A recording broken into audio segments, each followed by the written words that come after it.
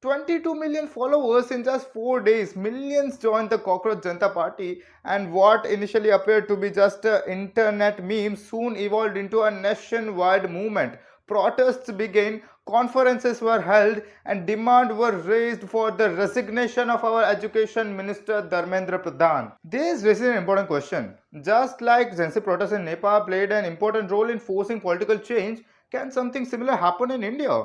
See, before asking question like will this party will contest election or become a permanent political symbol, we need to understand something deeper.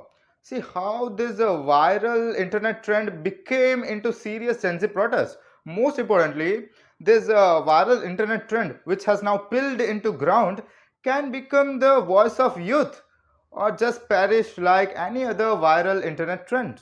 This movement began when Chief Justice Suryakant remarked unemployed youth as parasites and cockroaches. They are youngsters like cockroaches. They don't get any employment. They don't have any place in profession. Some of them become media. Some of them become social media. Some of them become RTA. Then youth outrage sparked online. Soon after, a boy named Abhijit Dipankar posted on X that those who are lazy, unemployed, and chronically online can join this Cockroach Janta Party. Initially, it was a satire, a joke, or a meme. Nobody expected that it would become a nationwide movement. But soon after, something unexpected happened. See, what just began as a political satire now become a nationwide serious movement demanding accountability and resignation from our Education Minister Dharmendra Pradhan. Reportedly, nearly 70 paper leaks have been confirmed in last 7 years, including NEET controversy and many state-level entrance examinations. See, paper leaks now no longer shock people. This almost feels seasonal. It feels as if on the first day of a month, opening newspaper, yet another, examination scandal on the front page.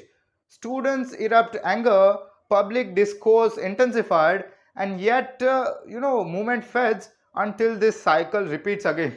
Now, to understand whether CGP can become a real political force, Nepal offers us a very interesting comparison. See, in Nepal, youth frustration had been building for years because of corruption, unemployment, educational inequalities, and many governance failure. See, the fuels already existed. What they need was spark. Once it was ignited and erupted mass disruption mobilization. Even if at the time of state restriction and suppression, they didn't stop. They attacked the authority and reshaped the political change. In many ways, India's youth feels similarly frustrated. See, nearly 60% of India's population is young, and a significant section feel deeply dilutioned due to recurring examination scandals and governance failure, which weakens its future expectation. See, but India is not Nepal because India has a huge scale, diversity, and ideological fragmentation. We can understood it by understanding four major points. For years, students, teachers, and parents are deeply exhausted by this cycle. This is not just about one or two paper leaks, but if we include the local level examinations as well, it could cross the number of 100 as well. See, corruption remains deeply embedded with the political parts, and nepotism always influence the opportunities. So I guess yes, first point met, anger existed. Unity, and this is where India seems complicated. See, in Nepal, protesters were proved successful to unite the groups with a single narrative, demands, and mood collectively united. But in India, a student from Gujarat may have different demands than that of students from Tamil Nadu or Bihar. See, while the frustration this time is similar, but languages may differ, political relatives and religion and many other narratives. But this time CJP has tried to collective this frustration under single narrative, but this is significant. So I guess this is partially done. Directionship and leadership. See, every movement needs directionship, and without leadership, outrage creates noise. This time our CGP has got support from environmentalist Sonam Wangchuk and even actor Prakash Raj. So our CGP has to do protest likewise that it feels organized. They has to make the protest to be done as a linked with structural reforms than that of just emotional attachments. This will change the political discourse and leadership will decide whether this become a history or just another trend. Real political presence and not just internet influence. See, it's a very important factor for our CJP because CJP's popularity is mostly digital. See, but elections are not won on the basis of Instagram trends or X engagements. See, elections are won on the basis of grassroots mobilization. However, our CJP has a backing of environmentalist Sonam Wangchuk and actor Prakash Raj, and even Abhijit Deepke has on the grounds, and protesters are on ground. But there is one structural barrier. India follows the FPTP electoral system. That means first past the post. In this system, no party needed 50% of votes. Instead, they need more votes than every individual opponent. For example, in a constituency, party A wins 35% of votes.